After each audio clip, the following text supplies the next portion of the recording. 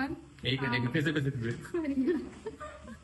अभी रुको video start होने ये वाला क्या मैं एक्टिंग नहीं करने आई हूँ चलो जा रहे हैं एक्टिंग एक्शन ठीक है।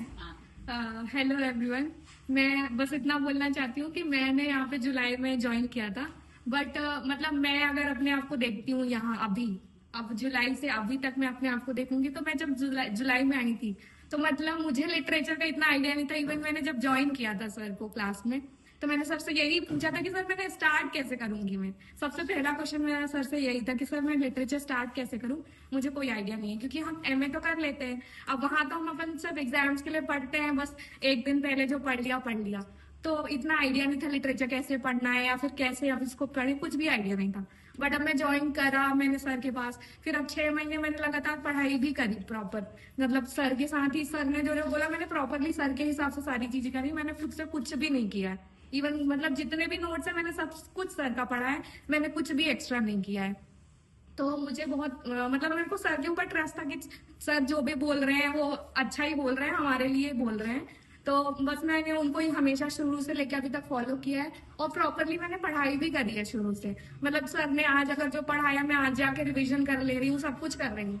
तो पहला तो क्रेडिट सर को ही जाता है सब कुछ के लिए। अगर मेरा सिलेक्शन होगा भी तो मैं पूरा क्रेडिट सर को दूंगी, क्योंकि ऑब्वियसली सर की वजह से ही सब होएगा और क्योंकि उनने ही सब कुछ किया है।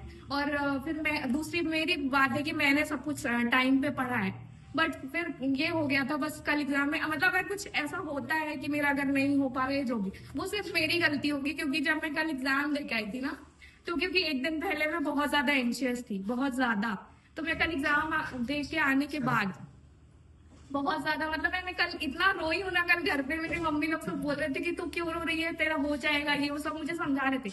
पर मेरे को पता है कि कंप्यूटर के सामने जब मैं गई थी, मतलब एक दिन पहले से तो मैं इतना सोच रही थी, मुझे वही लग रहा था ना, मुझे डेट्स याद नहीं है, बिल्कुल याद नहीं है, नहीं मतलब वहां नहीं बनेगा। और फिर मैं वहां गई इतनी एंशियस थी कि मुझे सच में जो आ रहा है वो भी नहीं बन रहा था वहां पे।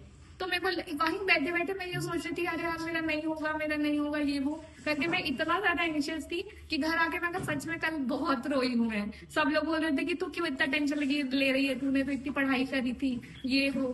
तो मैं सब बोल रहे थे कि हर 6 महीने में एग्जाम होते, तो मैंने बोला कि मैं अगले एग्जाम के लिए सोच के ही नहीं पढ़ा। मैंने तो सिर्फ ये सोचा है कि बस मुझे ये क्लियर करना है। और मतलब सबको भरोसा भी है, सर ने भी बोला था कि नम्रता का तो जेआरएफ हो रहा है। और कल आके फिर मुझे इतना डिमोटिवेशन हो रहा था कि अगर मेरा नहीं हुआ तो पता नहीं मैं दोबारा कॉपी खोल के नहीं देख पाऊंगी, क्योंकि सच में मैंने बहुत पढ़ाई करी है। तो मतलब मेरा तो सर के लिए बहुत पॉजिटिव रिस्पॉन्स है कि उनने बहुत अच्छा किया है हम लोग के लिए। उनके सारे नोट्स मैंने इतने बार पढ़ाई करी, जो भी होगा सिर्फ उनकी वजह से होगा। वो मतलब अपन खुद से नहीं कर सकते, अगर वो खुद से करते तो हमारा इतना अच्छा एग्जाम नहीं जाता। वो सर सच बोल रहे हैं कि वो हमें जो पेपर अच्छा लग रहा है या इजी लग रहा है वो सर की वजह से लग रहा है, क्योंकि सर ने इतना अच्छा पढ़ाया था हमें, इसीलिए हमें वो पेपर इतना अच्छा लग रहा है और हमें लग रहा है वो इजी आया। वो सच में लोगों के लिए इजी नहीं होगा, क्योंकि उनने पढ़ाई नहीं करी होगी। अपन को सर ने इतना सब कुछ बताया तो हमने वो चीजें याद करी, तो इसलिए हमें वो पेपर इजी लग रहा है। पर सच में वैसे तो देखा जाएगा तो इजी नहीं था, हमने पढ़ाई करी इसलिए वो इजी था। बस वही है कि मैंने तो सब कुछ सर को ही फॉलो किया है, कुछ भी बाहर का कुछ भी नहीं पढ़ा। मैंने सर के नोट्स को इतने बार पढ़ा था। बस मैं यही प्रे करती हूँ कि हम सारे लोगों का अच्छे से क्लियर हो जाए और कुछ नहीं। और मैं सर को बस थैंक यू बोलना चाहूंगी सब चीज के लिए, क्योंकि मतलब मैंने ये भी देखा था कि हमारा पेपर 1 की वजह से थोड़ा सा डाउन हो रहा था ना। हम लोग 2-3 महीने मतलब थोड़ा वो लग रहा था, मैं खुद भी मतलब डीमोटिवेट हो गई थी बीच में कि पेपर 1 की वजह से अगर हमारा नहीं हो पाया। तो फिर हम सब लोग ने मिलके वो सब कुछ साथ में किया है ना। तो मुझे वही लग रहा है कि सर ने भी बहुत हेल्प करी कि चलो ठीक है। नहीं तो कोई भी टीचर मतलब जो कोचिंग वाला होता है वो नहीं बोलेगा, वो बोलेगा हमने तुम्हारा सिलेबस कंप्लीट करवा दिया, अब वो तुम्हारी दिक्कत है कि तुम क्या करते हो नहीं करते हो। मैंने अपनी तरफ से टीचर्स बुलाए, सर ने तो एक टीचर के बाद दूसरा टीचर बुलाया, उनने बोला कि वो सब पढ़ा दिए, तो उनने कंप्लीट कर दिया अपनी तरफ से। वो सर बोल देते कि तुम्हारी दिक्कत है, तुमको नहीं आ रहा समझ में। पर सर हमारे साथ हमेशा कोऑपरेट करें कि तुम्हें नहीं समझ में आ रहा है तो तुम लोग सब लोग आपस